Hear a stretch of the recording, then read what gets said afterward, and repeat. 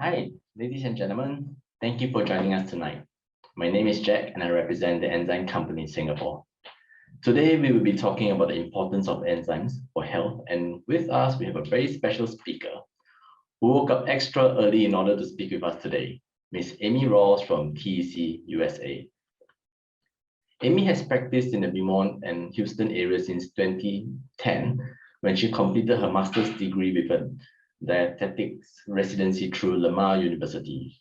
Amy has gone on to earn additional certifications as a functional medical nutritionist and a certified gastrointestinal nutritionist. Amy has more than 10 years of experience applying functional nutrition practices to an array of metabolic clinical states. She is currently the Director of Clinical Services for Transformation Enzyme Corporation, where she gained her certification in enzyme therapy and is responsible for all of Transformation's education and development material and programs. She also oversees Transformation Clinic and technical support services and assists with research and development. She has spoken at various events, seminars, and conferences both locally and internationally on topics related to nutrition and enzyme application. Her passion for health focuses on holistic, integrative, and functional medical nutritional therapy. She has a personal mission to create awareness that even healthy food can be poisoned if not digested properly.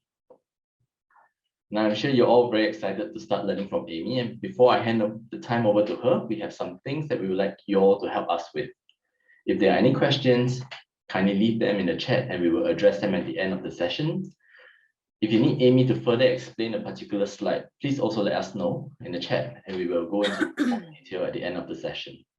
Okay, we have a lot of content to go through today, so without further ado, I shall hand this time over to Amy. Over to you, Amy. Okay, thank you, Jack. And thank you everyone for tuning in to hear me talk. Hopefully I won't put you guys to sleep because I know it's late there. Before I get started, Jack, you guys are seeing my screen, correct? We're all good? Okay, great. All good. All right, so with that being said, let's get talking about the importance of enzymes for health, longevity, and chronic disease prevention. So you may have heard the saying before, you are what you eat. Well, I am here to tell you that that statement is incorrect.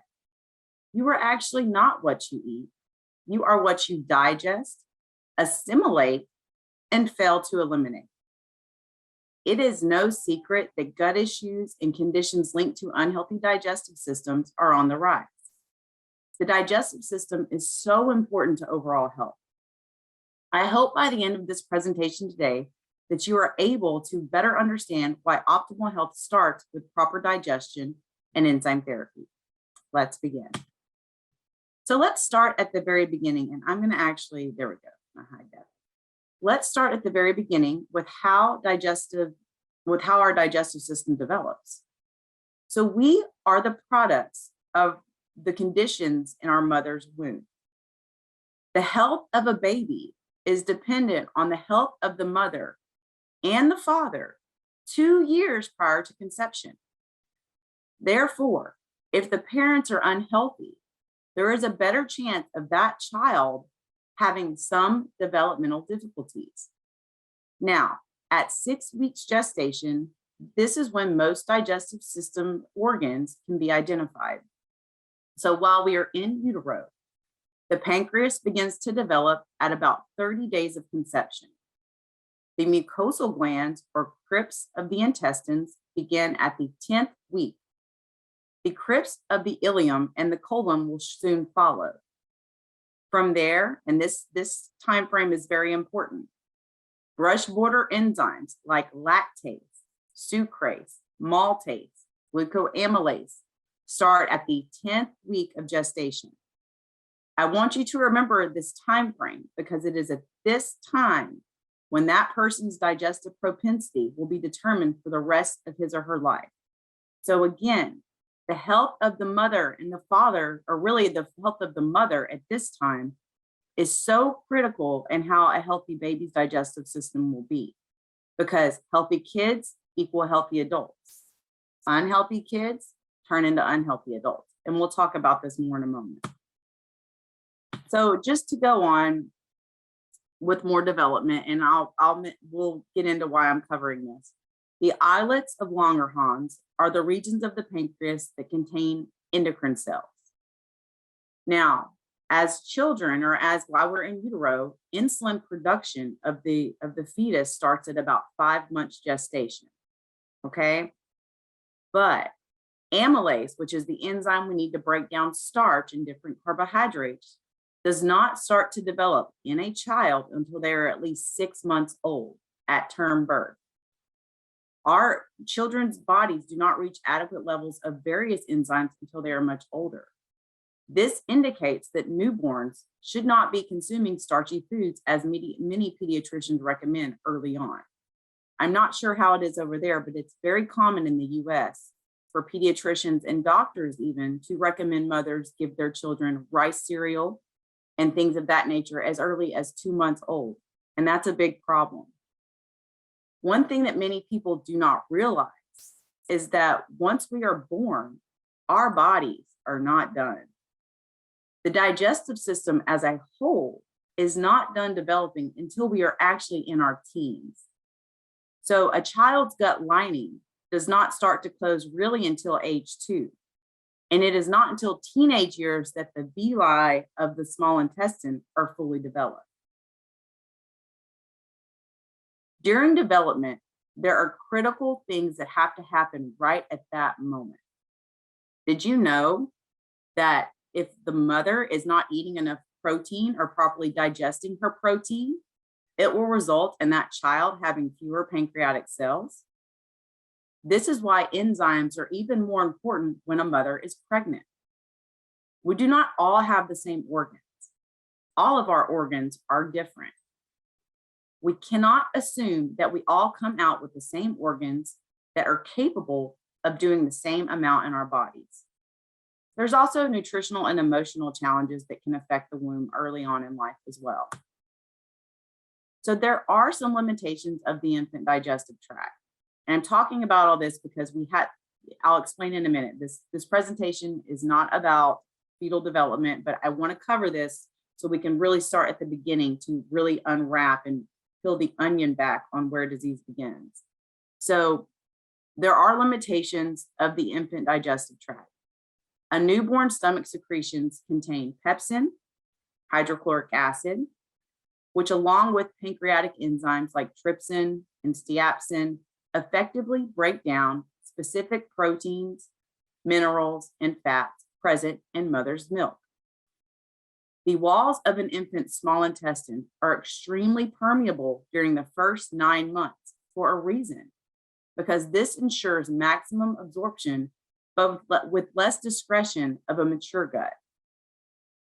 One key characteristic of the small intestine immediately after birth is this increased permeability. The gut is permeable, so nutrients can easily pass through the small intestinal wall for a short time after birth, but over time, those gaps in the wall close and fully close at around age 2 or 24 months of age. The reason it's permeable too is because immunoglobulins from mother's milk, which protect the infant from illness, are also able to get established due to this permeability.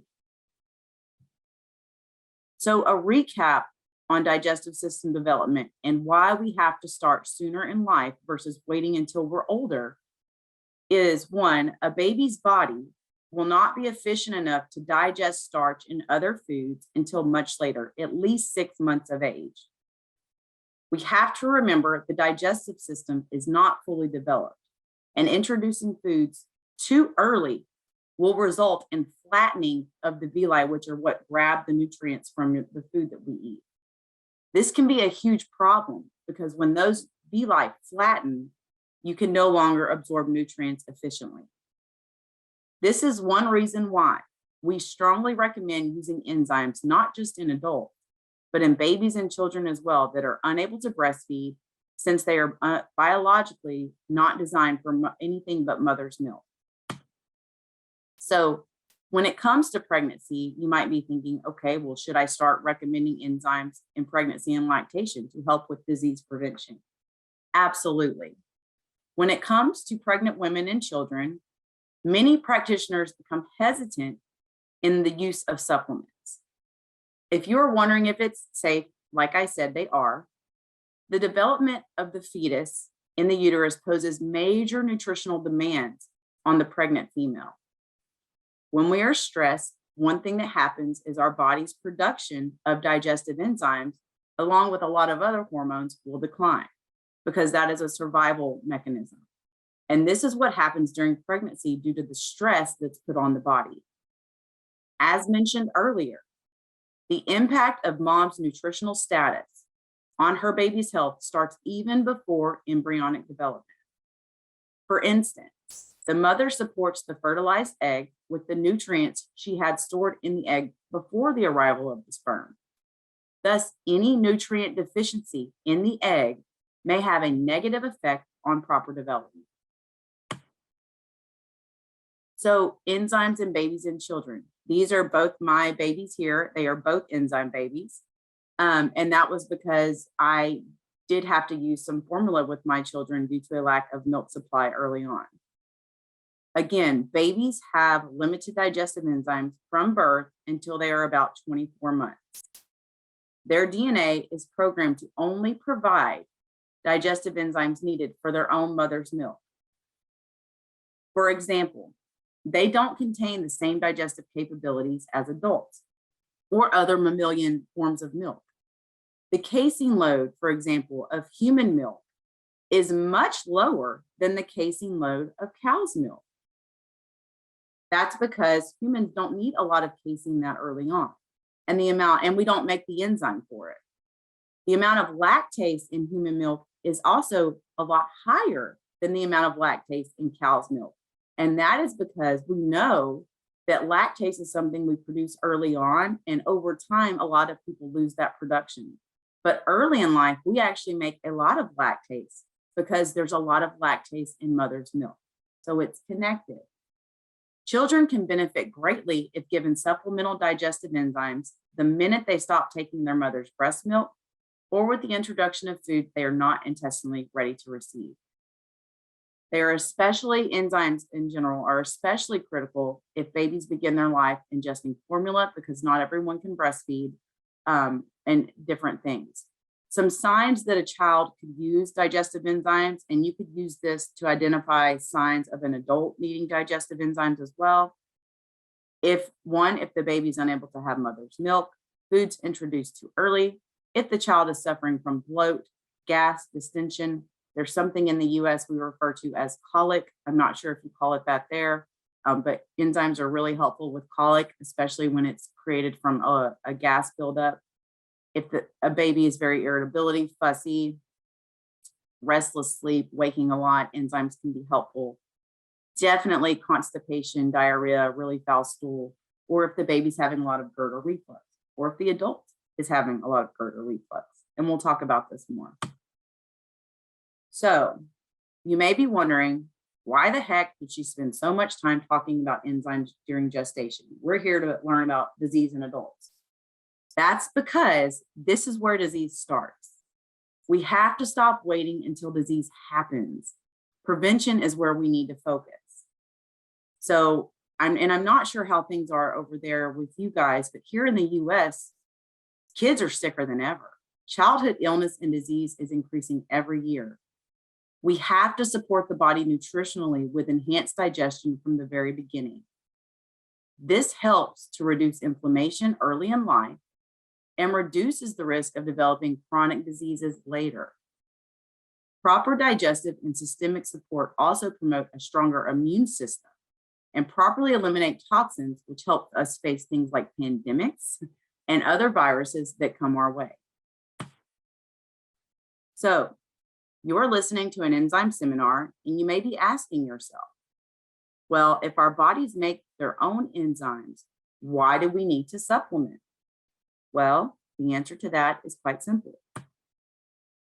Today, we are finding that the need for better nutrition and enzyme therapy has never been greater.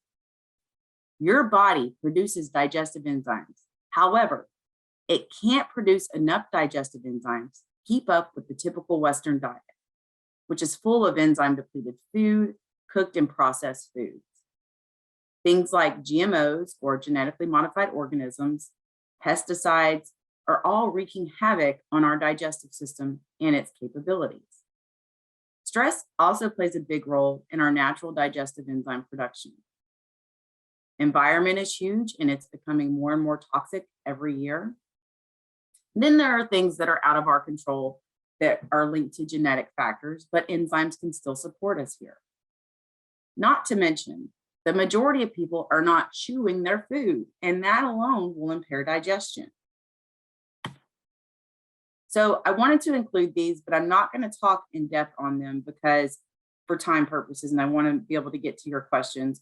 But this is a great handout to put in your office, in your clinic. I have these posters out and I use them to educate clients a lot. It's an image of what digestion should look like and what it really looks like for most of us. Most of us are not chewing. That's not signaling the right enzyme and hydrochloric acid release in our stomach.